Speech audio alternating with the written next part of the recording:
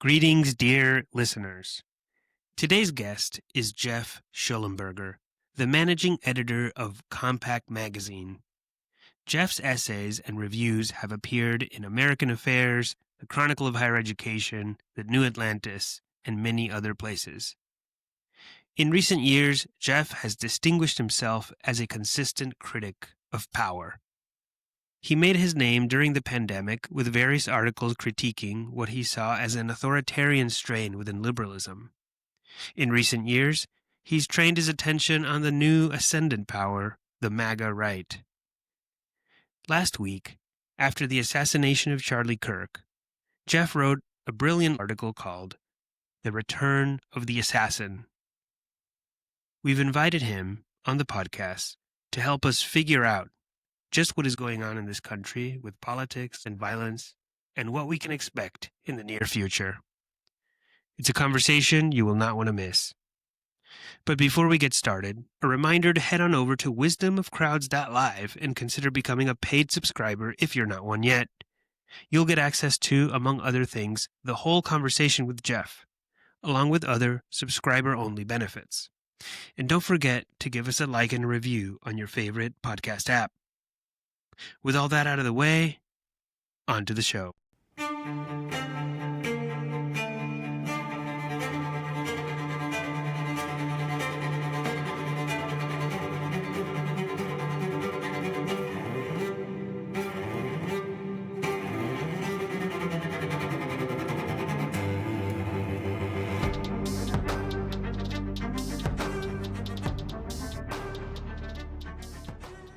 So we're very happy to have a special guest, Geoff Shullenberger, who is an editor at Compact Magazine, a magazine that we actually like a lot. It's really good. So if you haven't been following, as opposed to the other guests that we actually don't like them, we just like. No, it is a terrific magazine for some unforeseen reason, which I can't imagine that our listeners haven't heard of it. Like, hey, just. Yep. Pop it in your Googles and find it and subscribe. It's really high quality stuff. And he's not only an editor, he's also a writer and thinker in his own right, and a very good one, including in his most recent piece, which I loved. It might actually be one of the best post Charlie Kirk assassination pieces I've read. That is good praise, but it's also kind of narrow praise. I mean, look, there's been a lot of pieces. There's been there's been an endless supply of takes and opinions. So to see something more measured and reasonable that tries to get actually at a question that I think a lot of us are wondering about, which is why do we have this kind of return of the political assassin? Why do we see this surge in assassinations? And Geoff, one thing that you argue in your piece, and we'll include a link to it in the show notes, so folks, please do read it, is that there was a time when violent people would gravitate towards mass shootings, and now we seem to and they still do. But, yeah, they still do, but perhaps now we're entering into an era where more people, unfortunately, will consider targeting political figures or public figures of various stripes. And there's potential reasons for that you outline in your piece. But without previewing all that too much, just maybe tell us about where your head's at, maybe a little bit more broadly than the narrow question of why some people, a minority of people, turn violent. And I'd just be curious, what are your thoughts about the discourse around the killing of Charlie Kirk? We're now about a week afterwards, and maybe now there's been some time for, I don't want to say cooler heads to prevail, because I don't actually think that's what's happening yet. Maybe cooler heads will prevail in due time. But just give us a broad overview of what your own reactions have been. Have you shifted over the past week? How disgusted or not disgusted are you at what you've seen in the American public discourse thus far? So I should say I published this piece. First of all, thanks for having me. Pleasure to talk. I love Wisdom of Crowds. I published this piece last Friday, and I believe I started it before they had released or or announce the arrest of Tyler Robinson. And then, so I had written a good part of it, and then I added that in because it happened while I was finishing up the piece. So while I was writing it, I was sort of trying to imagine, who we just had those like grainy images of somebody fleeing the scene, this kind of skinny, seemingly white kid with like a hoodie on, baseball cap, I guess. In any case, so, it sort of conjured up certain associations of certain type of a certain type of perpetrator of these types of acts of violence, sort of a certain kind of profile. But so I was thinking about this figure of the assassin in a kind of generic sense. And obviously since then we've learned some about this figure, this particular individual that, maybe complicates or throws a wrench into some of my arguments. But nonetheless, I will say that the overall discourse has been pretty disheartening, in part because it has fallen into a very predictable set of patterns that we've been familiar with from prior episodes. And, it's not, it's something that I remembered when writing the piece is just this kind of weird fact that I often think about with the JFK assassination, which is that I even had a conversation in the past year with some sort of people I know who are, kind of normie liberals, and they conveyed to me their, sort of understanding that there was some relationship between just like these angry right-wingers in Dallas who hated JFK because they thought he was a communist and his assassination. So in other words, in there, and it brought me back to, I feel like in some ways, because of the milieu I grew up in, like that idea was conveyed to me too. And so there is this odd way, and of course, if you actually look into who Lee Harvey Oswald was, clearly he doesn't fit that profile, although, we could get into the complicated well, as you know, he was a communist, right? Right, he was a communist who had defected to the Soviet Union, right? So right. We owe a lot of that he confusion. had all these kind of odd. We owe a lot of that confusion to Oliver Stone, though, right? Like, Yes, I mean, he's the one that really just connected all the dots in such a way that you could walk away with any two of the dots connected in your head and be like, yeah, it was and really the movie doesn't amount to anything in the end. But it is pretty striking that I think most of us don't have a really great sense of what the ideological orientation is of some of the most prominent assassins of the last, 75 years. If you think about it, Mark David Chapman, who killed John Lennon, I don't have any idea what his political orientation was. Rolling Stones I'm fan. blanking. What? Sorry? I said Rolling Stones fan. Oh, yeah. That's a good one. I think that Sirhan also kind of confusing, the assassin of RFK. The assassin of Martin Luther King. I'm sorry. I'm blanking on his name right now. James Earl Ray.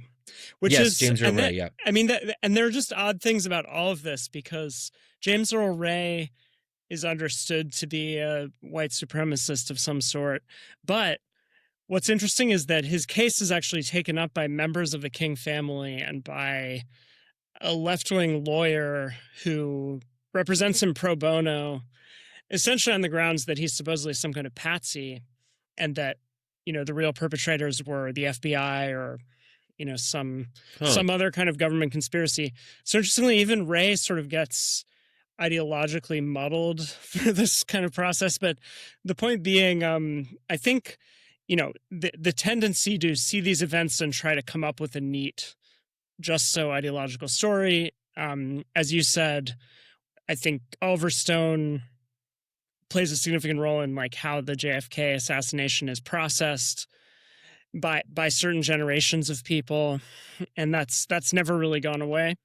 But the point is like there's just an attempt to kind of fit these incidents into some kind of larger narrative, some kind of larger Manichaean narrative about who the force of evil is in American politics. And so that's essentially how the right is responding, by and large, to this assassination, is try to identify this broad source of evil that they can engage in this kind of holy war against.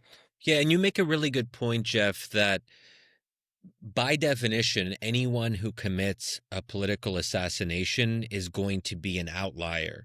They're not going to resemble an ordinary Republican or Democrat. They're going to be weird. They're going to be somewhat incomprehensible because they're drawn to spectacular, brutal acts of violence. That is a weird thing to be drawn to, luckily, unfortunately. So, and I think that we don't even really know a whole lot. This is actually kind of remarkable. And Damir and I talked a little bit about this in our last episode. We don't know a lot about the Butler assassin who almost killed Donald Trump. That's something we should know more about. How is this possible? So you look at all of these assassins and what is going on? They are kind of very hard to put in a particular box. And even if you can put them in a left-wing box or a right-wing box, the overall story seems muddied. Yeah, and I suppose the question is partly a sort of causal one, which is, how can you trace a sort of singular act back to some kind of broader social cause? And the reality is, of course, that it's quite difficult to do that. In other words, that an idiosyncratic individual's actions are difficult to make symptomatic, or I think you can make them symptomatic in a broad sense, but it's difficult to draw a line between that and some very large phenomenon, insofar as obviously in the majority of cases, individuals do not do the thing that individual does. And so there's a kind of attempt to draw it into some larger narrative that can take kind of weird twists and turns. I think the JFK story would be, in a way, the archetypal one of that, which is, that there's this shocking and traumatic thing that happens, and then it just produces this bizarre efflorescence of every conceivable explanatory account, none of which are quite satisfying or quite add up. And speaking of JFK, wasn't there, the crazy thing, if I'm remembering correctly, is that Lee Harvey Oswald was himself assassinated by someone else. Right. Exactly. Jack Ruby. Yes.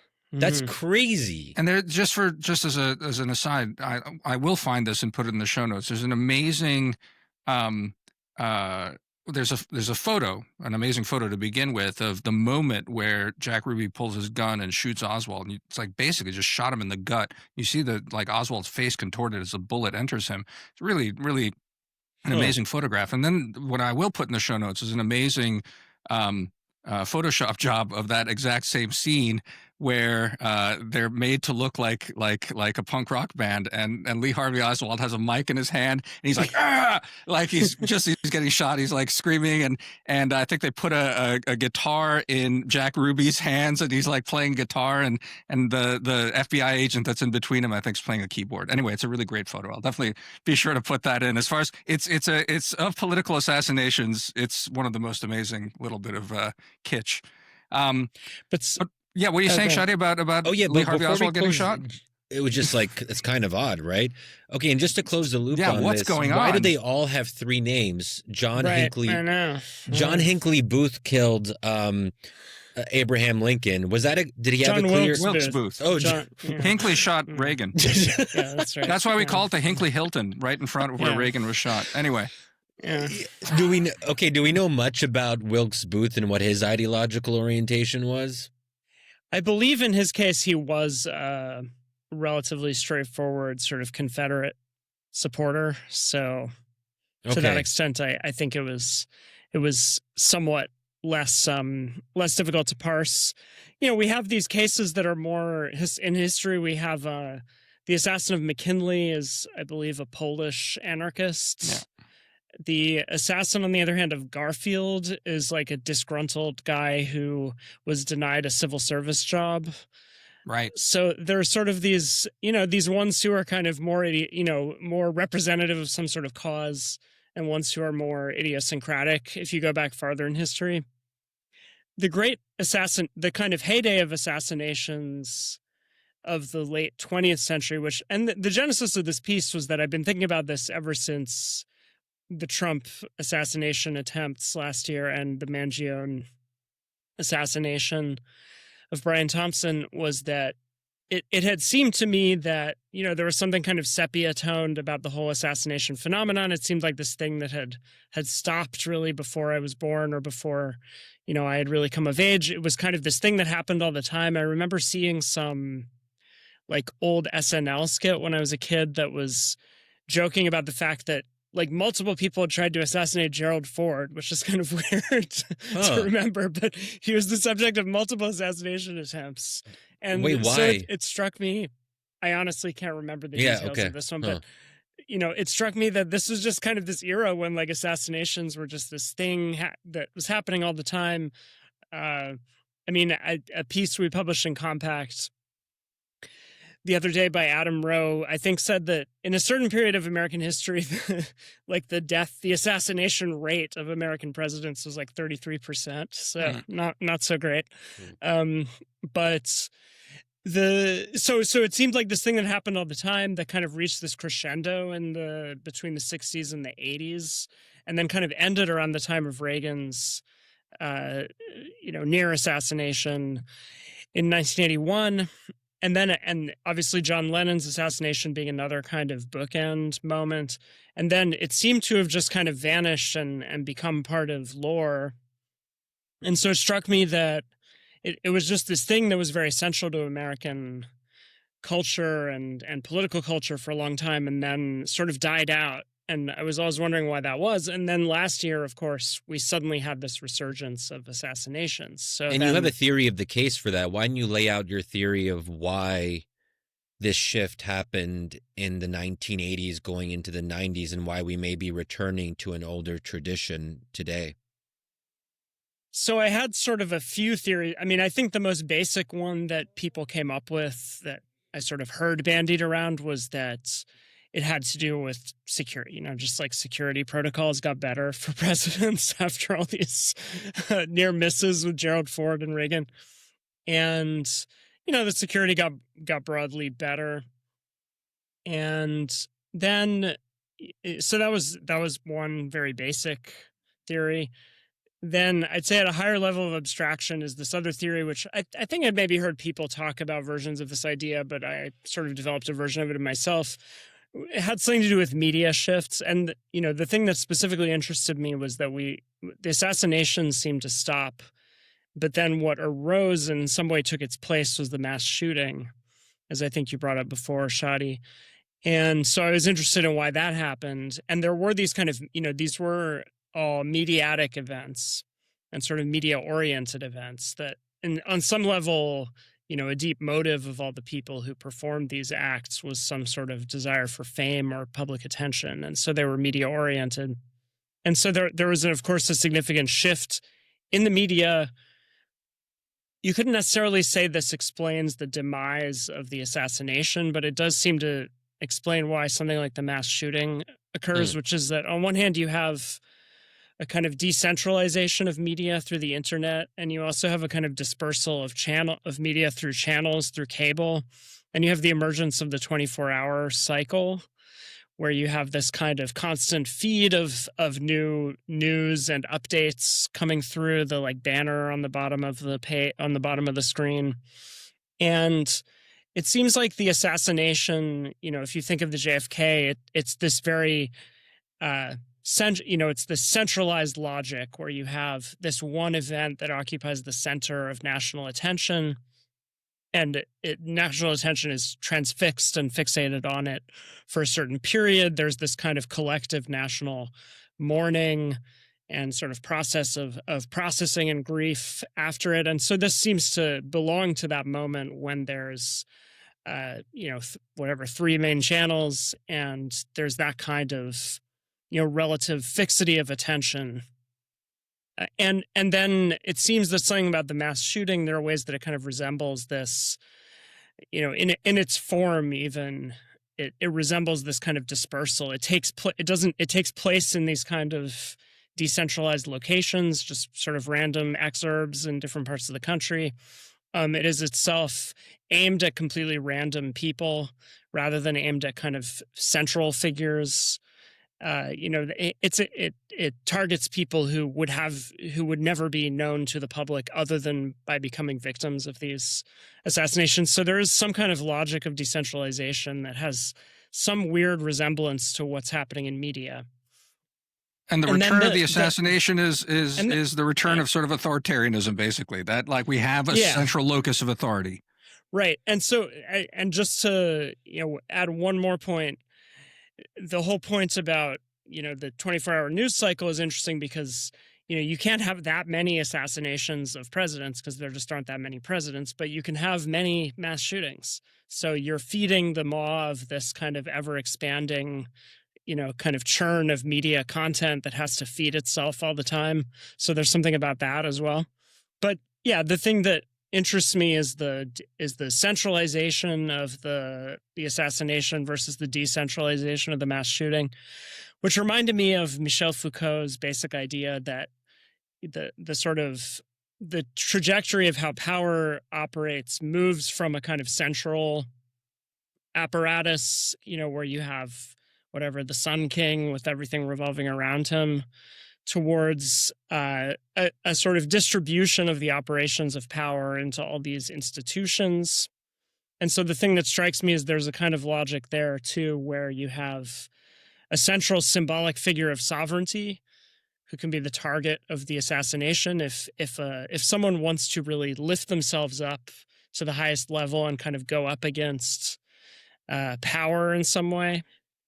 Then they go up against that, whereas the logic of the mass shooting is directed. I mean, it's channeled through these institutions like schools, and it's kind of directed outward and sort of microscopic in some way.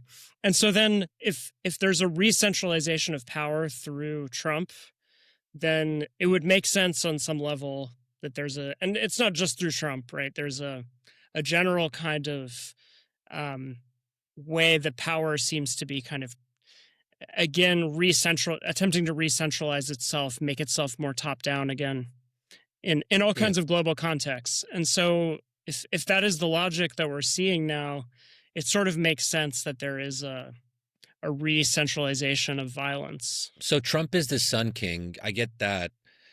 But how does that fit with targeting Charlie Kirk? Because there's also something odd about targeting a media figure. I don't think we have a lot of that.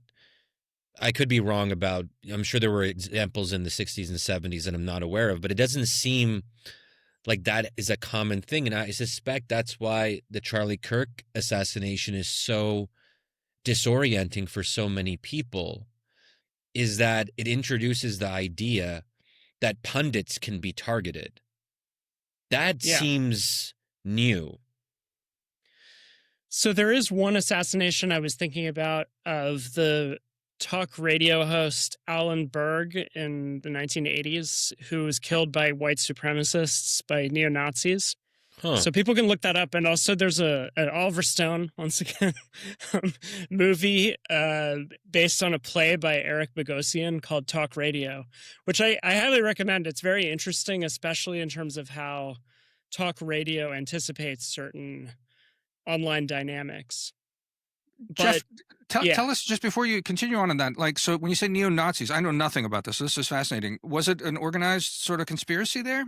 Yes, it was. And there was kind of this long-standing thing where he had a talk radio show where, all kinds of people would call in, including white supremacists and neo-Nazis, and he would kind of argue with and antagonize them.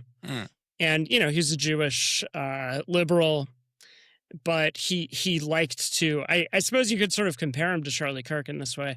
He liked to mix it up with his nemeses. And he valued this kind of context of just being able to have these kind of ferocious arguments with and sort of destroy these people he saw as idiots. And so, it's kind of an interesting precursor, not particularly well known, but it was, but yes, it was a clearly kind of organized event that involved people who belonged to these kind of far right organized groups. Because, the thing that's striking, and I was thinking about this while I was reading your piece, and I do want us to dig into this phenomenon of like what is centralizing potentially, which maybe is leading to this kind of, targeted assassination stuff. But the other part that's striking, right, is that the United States overall, with the possible exception of like a couple of groups like the Weather Underground, doesn't have, for whatever reason, is not like prone to the kind of organized political violence that, like, say, tore apart Italy with the Red Brigades. The closest, I think, in our lifetime that we've experienced it, and it's still loose and mediated through the internet and these kinds of things, is basically the worries about radical Islamists and Al Qaeda radicalizing, having cells throughout. That's like the closest analog we have to anything like the Red Brigades, and there's an ideology behind Al Qaeda and that kind of radical, doomerist Islamism. But it's generally, most of our violence seems to be not of that kind. And the last episode Shadi and I talked about, we talked about sort of like the years of lead in Italy and the kind of deep conspiracies that were around and in that sort of stuff. But it's striking the extent to which, again, European political violence does seem to be always tied to these, sometimes actually state actors as well, but these like very well organized networks, conspiracy networks. It just doesn't seem to be the case in the United States. I mean, even before we discuss the sort of shift between individuals shooting up a school or any public sort of space to going after individuals, what do you make of that? Like, why is it that America just doesn't have a tradition of that kind of stuff? Or am I wrong? I don't know. You could argue that the people have been bringing up Days of Rage, the Brian Burrow book. You could argue that episode of left-wing terrorist violence was more significant than it is remembered to be. Certainly, they did blow up a lot of things. I think they didn't actually kill that many people as part of the, perhaps part of why it's not as well remembered. They blew up a lot of kind of relatively minor things, I guess, and so they didn't inflict that much great symbolic damage or kill that many people. Perhaps because the Weather Underground, were kind of a bit milquetoast if you compared them to some of their European counterparts who were, just much more hardcore and had this kind of, like the Baader Meinhof, they had this kind of background in just like brawling and street fighting, and petty terrorism. Theft and they trained with like the PLO and stuff like that. I mean, exactly. Yeah, I mean, they were trained properly. And they got tied into state actors both in the Soviet bloc and in the Middle East. And so I think that period, you have like the Panthers sort of storming the courthouse in Marin County was a significant one. But overall, yeah, it's not. It certainly doesn't have as kind of if you look at like Germany in that period, it does seem to really kind of shake the foundations of the state in some way. Even though it's a relatively small group carrying out all of this, they are able to really pose a fundamental political challenge to the German state. So yeah, I agree to that extent. I think but I guess it's also a bit of a sideshow. Why were American leftist radicals milquetoast? It's a good question. I mean, I suppose because there may be something to do with. That's a good question. So I wrote something just recently for The Point magazine about the French Maoist radicals of the early 70s, and Foucault comes into this significantly. So people can check that out. It's called Popular Justice.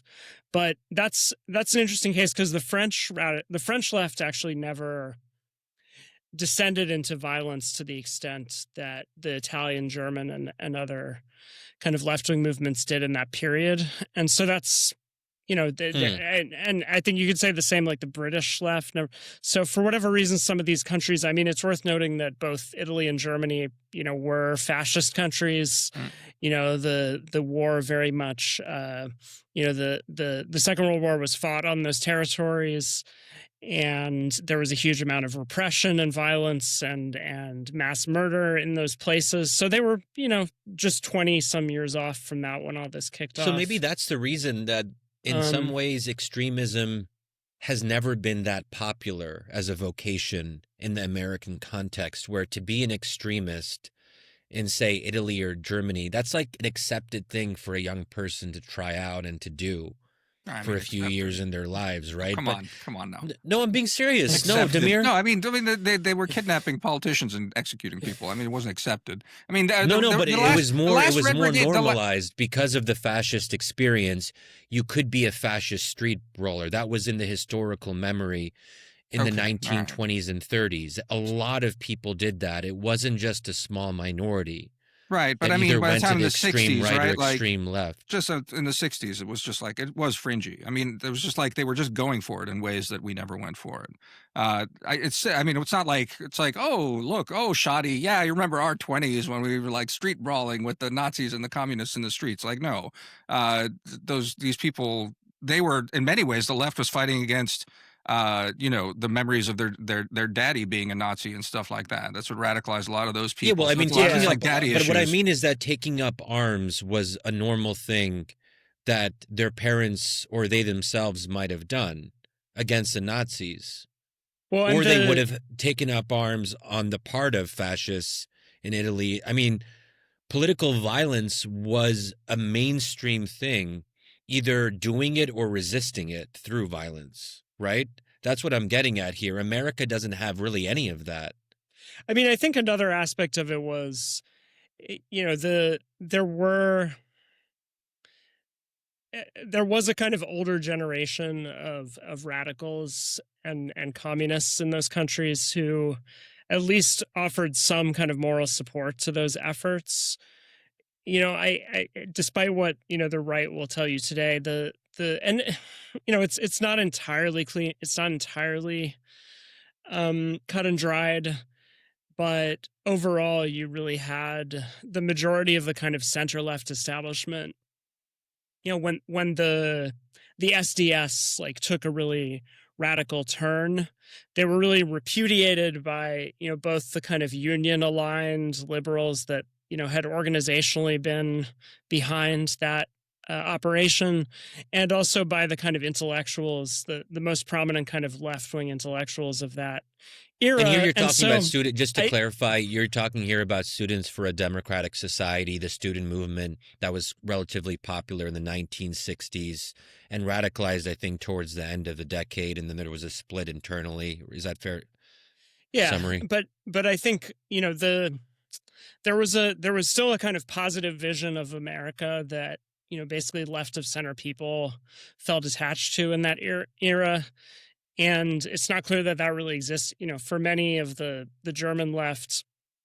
My understanding is there was like surprisingly broad sympathy with the Weather Underground, especially among people who had felt, not with the Weather Underground, with the Baader Meinhof, the Red Brigades, like among people who, were part of the kind of relatively deep, like working class base of the sort of communist parties, who felt that, Nazism or fascism hadn't really fully gone away, that, the power structure from that era had been retained. And so, maybe these crazy kids like had some kind of moral stature in this. Whereas I don't think there was that deep of a well of kind of moral sympathy for that in the U.S. Yeah, I mean, Carlos the Jackal was a pretty. He was kind of like a celebrity of sorts. There was a flashiness to this kind of political violence in parts of Europe. And I mean, that's true of Huey Newton and Eldridge Cleaver and some of these figures that in the sort of the Tom Wolfe radical chic idea. I think the Panthers were maybe better at that than the Weather Underground. They again, I think could command a broader sympathy because of the recent history of extreme racial oppression that they were responding to. And it's worth pointing out, I mean, I think, just so we're not taken out of context here and saying that there's no organized political violence in this country. I mean, the Klan is a big counterexample to that, of like a pretty large conspiracy and movement that had a lot of members and did a lot of, vigilante lynchings and killings. Of course, though, it's, and it's absolutely political. But it's, What sets that kind of violence apart, sort of, I don't know, qualitatively, from what we're talking about here? Or maybe It's it not really doesn't. ideological. What do you mean it's not I know people. ideological? I know people will take it. I know. I right when I said it, I realized like people will take issue with me saying that, but it's not ideal. I don't really see. Racial ideology as an ideology? It's not. I mean, to me, the question is to what extent do these tendencies have a kind of base in civil society, which is what the right is claiming about this assassination, right? That it somehow expresses this deeper current of violent hatred and hate, as they're calling it, in sort of liberal civil society, and they'll point to these polls saying people are okay with assassinations. Clearly, I mean, I thought of the case of Medgar Evers, where he was another notable victim of assassination. His assassin, was kind of a straight, compared to the other weirder, kind of more antisocial assassins of that era. He was a member of these white citizens councils, and was part of this kind of Southern civil society that was in various ways attempting to resist desegregation. And so to that extent, he had a kind of base, a deeper base in civil society, which is sort of what I was saying was somewhat true of these left-wing movements in some parts of the world. That they went out on a limb and did more extreme things than the majority, but they had a kind of base of a broader base of sympathy they could fall back on. Racial ideology isn't also programmatic in the way that left-wing organized violence is. If that makes sense, that you can hate black people, but that doesn't mean you have a political program that's really discernible. I mean, like a vision of terror, intimidation politics. to keep the franchise away from black people, to like not just disenfranchise, but push But it a wasn't political agenda. It wasn't utopian in the sense of trying to bring about a new society in the way the Baader Meinhof gang was, or the Italian Red Brigades. Maybe that's just a difference with a left wing kind of ideological base. And maybe I don't know enough about the Klan thing, but I just imagine that they do have like a pretty, I don't know if utopian is the right word, but like a vision of a racially pure society. As they're certainly striving for something, right? Like at least in the background, if they don't have a plan to achieve it in the next 10 years or something. So, you could argue they saw themselves as a kind of, to be a bit provocative, a kind of anti-colonial force, because they saw themselves as defending this society that had been conquered by force and was being forced to adhere to these foreign ways of life and to adjust its traditional social order. And so they were sort of a force that was trying to reassert the primacy of the traditional regional social order and sort of defend that as they saw it. So to that extent, they were, they weren't utopian in this. I mean, they might have had these kind of weird sort of idealized fantasies of what things were like in the good old days. But, for the most part, they were really trying to prevent the forced kind of assimilation of what they saw as their, unique and the sort of wisdom of their traditional social order from this outside force they thought was essentially colonizing it. So, I mean, to that extent, yeah, I think they were, again, to be provocative, you can kind of say they were, in a way, a kind of anti-colonial. So with that in mind, can't we sort of draw a distinction, broadly speaking, and oversimplifying, of course, between left-wing organized violence and right-wing organized violence? The former tends to be utopian and, in a sense, forward-looking. It's about a society to come that hasn't yet been born, where right-wing violence is about preservation. So I would say that may have once been true, but in recent years it's less and less so, because if you just look at the profiles of the mass shooters are probably the easiest case to look at here, which is, the thing that's kind of interesting about mass shootings, I'd say particularly in the 2010s, is that there's a period sort of after Columbine when they're understood as these fundamentally sort of apolitical events that just express this kind of nihilistic alienation, and obviously there's a truth to that. Then I think in the 2010s there's a politicization of them, both from how they're commented on and how they're framed by coverage, but also from the perpetrators themselves. And so what I think is odd is that you have an array of mass shootings where, in some cases the person just seems to have some idiosyncratic, incomprehensible worldview. In some cases they seem to have a relatively legible worldview.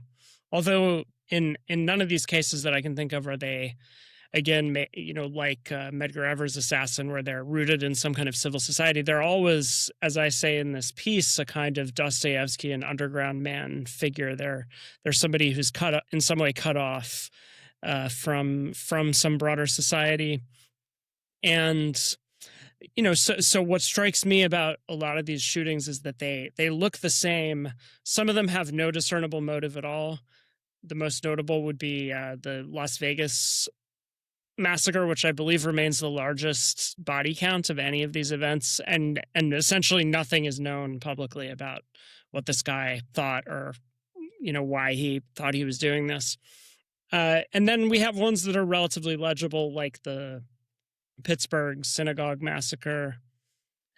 And, so we have an array of, and I mean, another one that struck me, we brought up this, worry about sort of Islamist violence that was obviously pervasive in the 2000s. But, we have the San Bernardino massacre, which is kind of an interesting one to me because it looked like on one level a kind of going postal type affair where he went and shot up the work party of basically he shot a bunch of his coworkers at the office Christmas party or something. But, on the other hand, he claimed allegiance to ISIS or something. I believe to ISIS. And so there was kind of a weird way that these different forms of violence, some of which seemed apolitical and others of which seemed political, have just merged into this thing where it's the act is always the same, and then it's just kind of justified in all kinds of different ways. This is a really good point, that if someone has a violent inclination, they can search for an ideology and then backfill. It's not the ideology itself that's necessarily the primary motivator of the violence. But this is also a very individual level thing. It's very hard to know how the sequencing operates in someone's own mind. But I mean, I guess that's what I was sort of getting at with the question about, the Red Brigades and Baader Meinhof and the rest of that, is that it's I mean, we've been circling around this question the whole episode is what is the connection between ideas and actual, political events like this? And the temptation is, and we're clearly in the midst of the cycle where we're sorely tempted to draw these things. And again, you correctly point out in the piece, and it's others have as well, that and we did last week as well in the episode, the temptation was on the left as well to draw overbroad and pretty silly ideas about the antecedents of this violence. But at the same time, I think it's also does us no favors to say these are all deranged young men, and by and large all men who have a screw or two loose, which is obviously true, but incomplete. To just say, it's a deranged person who backfills the ideology. And the reason I think it's incomplete is because it's clearly just very human to try and make sense of these things. And our brains just go for sense-making stuff. And at a deeply polarized and political moment like we find ourselves in right now, there's no avoiding, no amount of, the great and the good, especially the debased great and the good as we are right now. No one listens to us anymore, rightly so, saying, no, it's just like mental illness. No, there's no connection. Ideas don't matter. Might as well just shut up because it does matter. It clearly does matter. Even if now Damir is arguing ideas matter. Whoa, this is a new Damir. I was just about to pivot, Shadi, and say, even though I personally don't think ideas matter at all, there's no point saying it, because now the whole politics is going to be tied around this. I do believe that, in fact, and I was going to ask you this, Geoff, is you said that more is, you've learned more and you wonder which parts of the essay don't hold up anymore. I thought it still holds up just fine. Everything I've read about this guy. The only thing that sort of struck me, whatever you make of those text messages between him and his lover, mostly him texting the lover about doing the shooting. One could almost zoom out and clearly a demented, deranged person doing this, but also there's some kind of like fucked up love story behind all of this, that he was defending honor against this brute that was dehumanizing the trans community. In a sense, it was a kind of honor killing. An honor killing. I mean, if you look at the sort of stuff, I mean, you can paste that story onto it and tell a reasonably coherent sort of thing. Someone could like make a film about that. Again, that none of that, in any way, I think, pardons any of it or even like explains it fully. But yeah, I don't know. Like, what do you make of the sort of this our struggle to, like, I don't know, make sense and attach ideas and ideology to it, Geoff? Like, what do you think? I think the honor killing point is super interesting. It actually brought my mind back to Taxi Driver, which is is a great film that's kind of about the heyday of assassinations as a. That's it for part 1, dear listeners. There's a lot more where that came from. If you're not yet a paying subscriber, please head on over to wisdomofcrowds.live and become one. Help support our work. Hope to see you in the bonus.